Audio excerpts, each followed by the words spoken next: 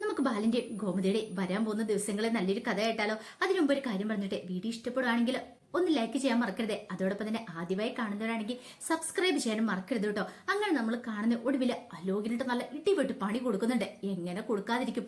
അവൻ അതുപോലത്തെ ഉള്ള തരവഴിത്തരമല്ല കാണിച്ചു വെച്ചിരിക്കുന്നേ. അലോകിനെ ഇടിച്ച് ഇഞ്ച പരുവാക്കുന്നുണ്ട്. ഹാരിനും ആകാശവും ഒക്കെ ചേർന്നിട്ട് കഴിഞ്ഞ ദിവസം നമ്മൾ കണ്ടു മീനാക്ഷി ജോലിക്ക് പോകാൻ തുടങ്ങുകയാണ്. അപ്പൊ 2-3 ദിവസമായിട്ട് ജോലിക്ക് പോകുന്നുണ്ടായിരുന്നില്ല. പോകുന്നതിന് മുമ്പ് ശ്രീദേവി ആശ്വസിപ്പിച്ചിട്ടൊക്കെയാണ് മീനാക്ഷി ഇറങ്ങുന്നത്. അങ്ങനെ ഇറങ്ങാൻ തുടങ്ങുന്ന സമയത്താണ് മീനു ആ കാഴ്ച കാണുന്നത്. മുറ്റത്ത് വന്ന് വല്ലാത്തൊരവസ്ഥയിൽ നിൽക്കുന്നു അനുവിനെ കണ്ടുകഴിഞ്ഞപ്പോ ശ്രീദേവി അനുവിനെ കണ്ടുകഴിഞ്ഞപ്പോ മീനു അങ്ങോട്ട് ചെന്നു. മീനു എന്നിട്ട് ചോദിച്ചു, എന്താ മോളെ ഇതെന്താ ഇവിടെ വന്ന് നിൽക്കണമെന്ന് ചോദിച്ചു.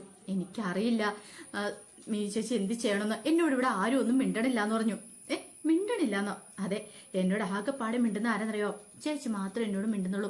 ബാക്കി ആരെന്നും മൈൻഡ് ചെയ്യുന്നില്ല. എന്നോടൊന്ന് സംസാരിക്കാൻ പോലും കൂട്ടാക്കുന്നില്ല. എനിക്കിവിടെ നിൽക്കാൻ താല്പര്യമില്ല. ഞാൻ ഹോസ്റ്റലിലേക്ക് തിരിച്ചു പോയാലെന്ന് ആലോചിക്കുക. ഹോസ്റ്റലിലേക്ക് പോകാനോ? നീയോ? അതൊന്നും ശരിയാകത്തില്ല. ഹോസ്റ്റലിലേക്ക് പോയിട്ടുണ്ടെങ്കിൽ വീണ്ടും നിനക്ക് ഈ വീടുമായിട്ട് ഒരു ഒറ്റപ്പെടലുണ്ടാവും. അതൊരിക്കലും പാടില്ല. നീ ഇപ്പൊ ഇവിടെ നിൽക്കണമെന്ന് പറഞ്ഞു. ഞാൻ എങ്ങനെ ചേച്ചി നിൽക്കുന്നത്? എനിക്ക് ശ്രീദേവി ചേച്ചിയുടെ മുഖത്ത് നോക്കാൻ പറ്റില്ല. ഞാൻ കാരണമല്ലേ ശ്രീദേവി ചേച്ചിയുടെ കുഞ്ഞ് നഷ്ടപ്പെട്ടു പോയത്. അതെ, സംഭവിക്കേണ്ട സമയത്ത് സംഭവിക്കും. നീ ഉണ്ടെങ്കിൽ ശരി, ഇല്ലെങ്കിൽ ശരി. ശ്രീദേവി ചേച്ചിയുടെ കുഞ്ഞ് പോണെന്ന ദൈവഹിതമെങ്കിൽ അതങ്ങനെ സംഭവിക്കുള്ളൂ. അത് നീ സ്വന്തം തലയിലേക്ക് എടുത്ത് വെക്കാൻ ശ്രമിക്കണ്ട. നീ ഒന്ന് ആലോചിച്ച് നോക്കിയേ. ഒരു പക്ഷേങ്കിൽ ശ്രീദേവിച്ചിക്ക് വേറെ ഏതെങ്കിലും കാരണത്താല കുഞ്ഞു പോയെങ്കിലോ നിന്റെ തലയിലേക്ക് ആ കുറ്റം വരുമോ? ഇല്ല. അലോകിനെ നീ വിളിച്ചിട്ടല്ലോ അലോക് മുറി വന്ന് കയറിയിരുന്നേ. അല്ല ചേച്ചി, പിന്നെ എന്തിനാ നീ വിഷമിക്കണേ?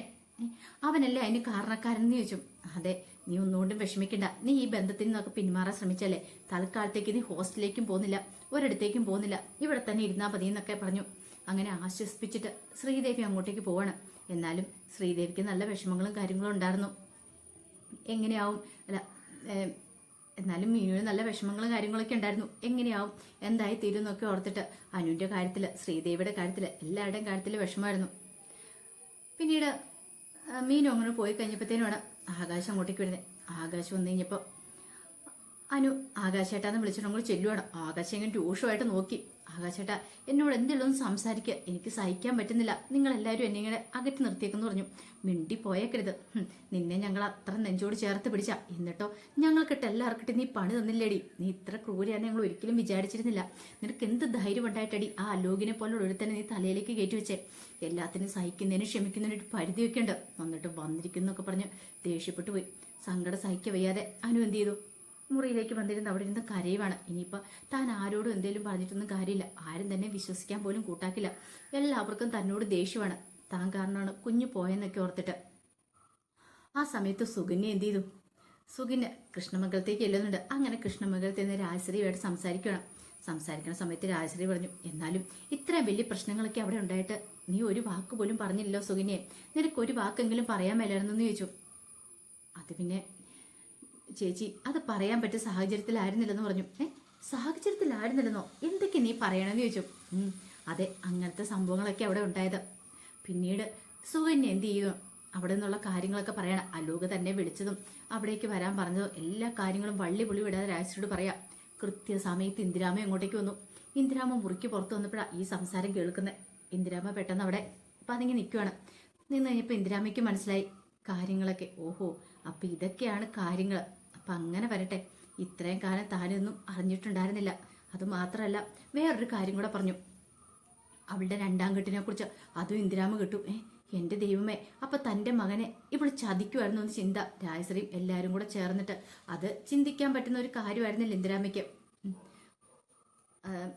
അലോകുമായിട്ട് ചേർന്നിട്ട് സുകന്യ പണി കൊടുത്താന്നുള്ളത് മനസ്സിലായി. ദേവമംഗലംകാർക്കോട്ട് പണി കൊടുക്കാൻ വേണ്ടി മനഃപൂർവ്വം ചെയ്ത കാര്യങ്ങളാ. ഇവൾക്ക് ഇതിനകത്ത് പങ്കുണ്ട്. അപ്പൊ ഇവരെല്ലാരും കൂടെ ഒറ്റ കൈയാണ്. ഇതങ്ങനെ വെറുതെ വിട്ടിട്ട് കാര്യമില്ലല്ലോ. പിന്നീട് ഇന്ദിരാമയ്ക്കാണെങ്കിൽ എന്ത് ചെയ്യണമെന്ന് അറിയുന്നുണ്ടായിരുന്നില്ല. ആകെപ്പാടെ ഭ്രാന്ത് പിടിച്ച അവസ്ഥയായിപ്പോയി. ഇതിങ്ങനെ വെറുതെ വിട്ടിട്ട് കാര്യമില്ലല്ലോ.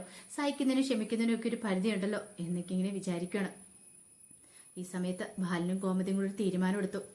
ഉദയഭാനുവിന് സ്ത്രീകളോട് കാര്യങ്ങളൊക്കെ പറയണം. എത്ര ദിവസം എന്ന് വെച്ചാൽ അവരോട് ഇങ്ങനെ പറയാതിരിക്കുന്നേ. ഇനിയിപ്പം നാളെ പോകുന്തോറും അവരും അറിയാതിരുന്നിട്ടുണ്ടെങ്കിൽ അവർക്കും പിന്നെ അത് വലിയ ബുദ്ധിമുട്ടായി തീരും. ഒടുവില് ഉദയഭാനുവിനെ ശ്രീകലയും കൂടെ വീട്ടിലേക്ക് വിളിക്കുന്നുണ്ട്. ബാലനും ഗോമതിയും കൂടെ വീട്ടിലേക്ക് വരാൻ വിളിക്കുക. അങ്ങനെ അവർ രണ്ടുപേരും കൂടെ ഭയങ്കര സന്തോഷത്തോടു കൂടിയിട്ടാണ് വരുന്നത്. വന്നു കഴിഞ്ഞ് സംസാരിക്കുന്ന സമയത്താണ് ശ്രീദേവിയുടെ വയറ്റിലുള്ള കുഞ്ഞു പോയെന്നുള്ള കാര്യം പറയണേ. അത് കേട്ടപ്പോൾ ഉദയഭാനു ഒരു ഞെട്ടലോടുകൂടി ബാലനെ നോക്കി. എന്നിട്ട് ചോദിച്ചു, എന്താ ബാല, ഞാൻ എന്തൊക്കെയാ കളിക്കണമെന്നൊക്കെ ചോദിച്ചു. സാറേ, ഞങ്ങളോട് ക്ഷമിക്കണം, വേറൊരു നിവൃത്തിയില്ലായിരുന്നു പറഞ്ഞു. നിവൃത്തിയില്ലായിരുന്നോ? പക്ഷേങ്കിൽ അനു കാരണമാണെങ്കിൽ സംഭവിച്ചൊന്നും പറഞ്ഞില്ല, ബാത്റൂമിൽ തെന്നി വീണാന്നുള്ള കാര്യം പറഞ്ഞു. പക്ഷെ അത് കേട്ടിട്ട് ഉദയഭാനു പറഞ്ഞു, നിങ്ങൾ നോക്കാമെന്ന് പറഞ്ഞുകൊണ്ടല്ലേ ബാല അവളെ ഞാൻ ഇവിടെ നിർത്തിയത്, അല്ലെങ്കിൽ എൻ്റെ മോളെ ഞാൻ കൊണ്ടുപോയനും. നിങ്ങൾ ഇത്രയ്ക്ക് എന്നോട് ചെയ്യാൻ പാടില്ലായിരുന്നു, കൊടുംചെതി ചെയ്യാൻ പാടില്ലായിരുന്നു. എൻ്റെ പേരക്കുഞ്ഞല്ലായിരുന്നോ ഞാൻ? അതിനെ കാണാൻ വേണ്ടി ഞാൻ എത്രമാത്രം സന്തോഷത്തോടെ കാത്തിരിക്കുമായിരുന്നു എന്നൊക്കെ പറഞ്ഞുകൊണ്ട് കുറെ പറയുന്നുണ്ട്.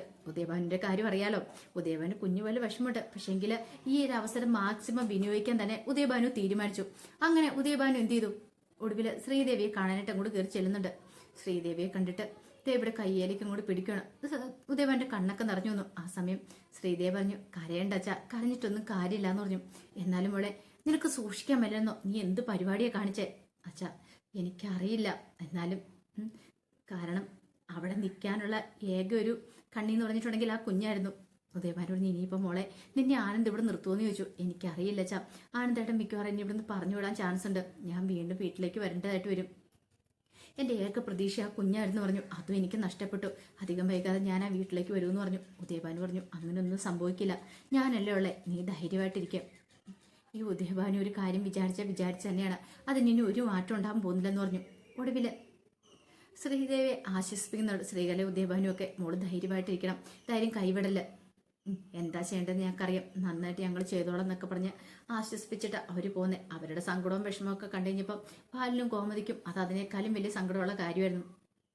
ഈ സമയത്ത് ഇന്ദിരാമ്മയ്ക്ക് ആകെപ്പാടെ ഭ്രാന്ത് പിടിക്കുന്നതോട് തോന്നി. ഇന്ദിരാമ്മ പിന്നീട് ധർമ്മനെ വിളിക്കുകയാണ്. ധർമ്മനെ വിളിച്ച് ധർമ്മം വന്നു കഴിഞ്ഞപ്പോഴത്തേനും ധർമ്മനോട് കാര്യങ്ങൾ പറയുന്നുണ്ട്. എടാ, നിന്റെ ഭാര്യ ഉണ്ടല്ലോ സുകന്യ, അവളും കൂടെ ചേർന്നിട്ടാണ് ദേവിയോട് ചതി ചെയ്തതെന്ന് പറഞ്ഞു.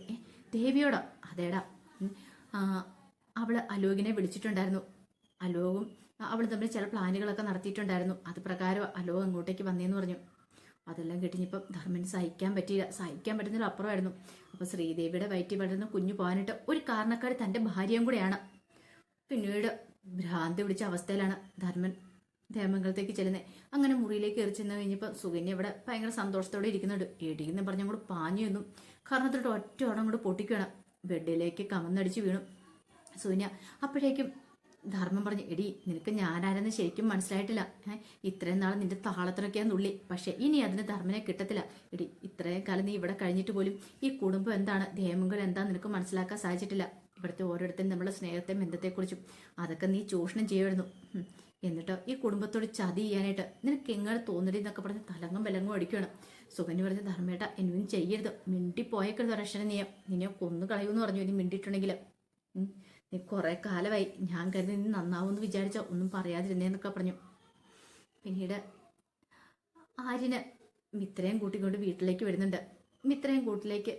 മിത്രയ്ക്ക് ട്രെയിനിങ് കാര്യങ്ങളൊക്കെ ഉണ്ടായിരുന്നു. അതുകൊണ്ടാണ് മിത്ര ദിവസം അവിടെ ഇല്ലായിരുന്നേ. പക്ഷെ മിത്ര കാര്യങ്ങളൊന്നും അറിഞ്ഞിട്ടുണ്ടായിരുന്നില്ല, ദേവിയുടെ കുഞ്ഞു പോയ കാര്യങ്ങളൊന്നും അറിഞ്ഞിട്ടുണ്ടായിരുന്നില്ല. അങ്ങനെ മിത്രയും കുട്ടികൾ വീട്ടിലേക്ക് വരുമ്പോൾ മിത്രയ്ക്ക് ഭയങ്കര സന്തോഷമായിരുന്നു. ഇനിയിപ്പം ട്രെയിനിങ്ങും കാര്യങ്ങളൊക്കെ കഴിഞ്ഞു, ഫിസിക്കൽ ടെസ്റ്റും കഴിഞ്ഞു, പേടിക്കേണ്ട കാര്യമൊന്നുമില്ല, ധൈര്യമായിട്ട് മുന്നോട്ട് പോകാമെന്നൊരു ചിന്തയായിരുന്നു. ഒടുവിൽ മിത്രയും കൂട്ടി വന്നു കഴിഞ്ഞപ്പോഴത്തേനും മീനാക്ഷിയും കൂടെ ഇറങ്ങി ചെന്നു. മീനാക്ഷിയെ കണ്ടു കഴിഞ്ഞപ്പോഴത്തേനും കെട്ടിപ്പിടിച്ച് ഉമ്മ വെക്കുകയും വട്ടം കറക്കുകയൊക്കെ ചെയ്യണം. മീനാക്ഷി എന്താ മോളെന്ന് ചോദിച്ചു. അതെ, ട്രെയിനിങ് ഒക്കെ സക്സസ് ആയിരുന്നു, പിന്നെ അത് മാത്രമല്ല എൻ്റെ ഫിസിക്കലും കാര്യങ്ങളൊക്കെ കഴിഞ്ഞെന്ന് പറഞ്ഞു. എളുപ്പമായിരുന്നു ചോദിച്ചു. എളുപ്പമായിരുന്നു, പാസ് ആവുമായിരിക്കും എന്നൊക്കെ പറഞ്ഞു. കൺഗ്രാജുലേഷൻസ് ഒക്കെ പറയുന്നുണ്ട്. പിന്നീട് ശ്രീദേവി ചെന്തിന്ന് ചോദിച്ചു. മുറിയിലുണ്ടെന്ന് പറഞ്ഞു. അങ്ങനെ ചെന്ന് കഴിഞ്ഞപ്പോൾ ശ്രീദേവി ആകെപ്പാടെ വല്ലാതിരിക്കുകയാണ്. അപ്പോഴാണ് മിത്ര കാര്യങ്ങളൊക്കെ അറിയണേ. ആര്യനാണ് കാര്യങ്ങളൊക്കെ പറയുന്നത്. അത് കേട്ടപ്പോൾ മിത്രയ്ക്ക് ഭയങ്കര വിഷമായി. ശ്രീദേവി മിത്രനെ കെട്ടിപ്പിടിച്ച് കരയുന്നുണ്ട്. എൻ്റെ കുഞ്ഞു പോയി മോളെ, ഇനി എനിക്ക് എന്ത് ചെയ്യണമെന്ന് അറിയില്ല എന്നൊക്കെ പറഞ്ഞുകൊണ്ട് മിത്രയ്ക്ക് സങ്കടം സഹിക്കാൻ പറ്റില്ല. അലോകാണ് ഇതിന് കാരണക്കാരൻ നിന്നുള്ള കാര്യങ്ങളും അപ്പോഴും മിത്രയോട് പറഞ്ഞിട്ടുണ്ടായിരുന്നില്ല. കാരണം ഇനിയിപ്പം മിത്രയും കൂടെ വെറുതെ വിഷമിപ്പിക്കേണ്ട കാര്യമില്ലോ എന്നൊക്കെ കരുതിയിട്ടാണ് പറയാതിരുന്നത്. എന്താണെങ്കിലും മിത്രയും കൂടെ ആ വീട്ടിലേക്ക് വന്നു കഴിഞ്ഞപ്പം എല്ലാവർക്കും ഒരു സന്തോഷമൊക്കെ ആയി. ഇനി പ്രശ്നങ്ങൾ ഒരുമാതിരിയൊക്കെ ഒതുങ്ങിയ മട്ടാണ് എല്ലാവരുടെ മനസ്സിൽ. പതുക്കെ പതുക്കെ എല്ലാവരും ജീവിതത്തിലേക്ക് വരാൻ തുടങ്ങിയിട്ടുണ്ടായിരുന്നു. ഈ സമയത്ത് പകരം വീട്ടാനായിട്ട് അലോകിനോട് പകരം വീട്ടാൻ ആര്യനും ആകാശമൊക്കെ കാത്തിരിക്കുക. അങ്ങനെ ഒരു ദിവസം ആര്യന് അലോകിനെ കാണുവാണ്. പിന്നെ ഒന്നും നോക്കിയില്ല, അപ്പം തന്നെ ആകാശിനെ വിളിച്ചു. ആകാശിനെ വിളിച്ചിട്ട് പറഞ്ഞു, എടാ അവൻ എൻ്റെ കൈ കിട്ടിയിട്ടുണ്ടെന്ന് പറഞ്ഞു. അപ്പൊ അലോക് മാറി മറിഞ്ഞ് നടക്കുമായിരുന്നു. അങ്ങനെ ഒടുവിൽ ആ ലോകിനെ എടുത്തിട്ട് പഞ്ഞി കിടന്നുണ്ട്. ആകാശവും ആനും ഒക്കെ ചേർന്നിട്ട് ഇത്രയും വലിയ ക്രൂരത ചെയ്താൽ അവനെ വെറുതെ വിടാൻ പറ്റുമോ? അങ്ങനെ അവന്റെ കാര്യത്തിലൊരു തീരുമാനം ഉണ്ടാക്കുന്നുണ്ട്. അപ്പൊ അതിന്റെ നല്ല നല്ല വിശേഷങ്ങളൊക്കെ നമ്മൾ കാണാൻ പോകുന്നത്. ആ കഥകൾക്കായി നമുക്ക് എല്ലാവർക്കും കാത്തിരിക്കാം കേട്ടോ. ഒരിക്കൽ കൂടി എല്ലാവർക്കും ശുഭരാത്രി നേർന്നുകൊണ്ട് നിർത്തുന്നു. നന്ദി.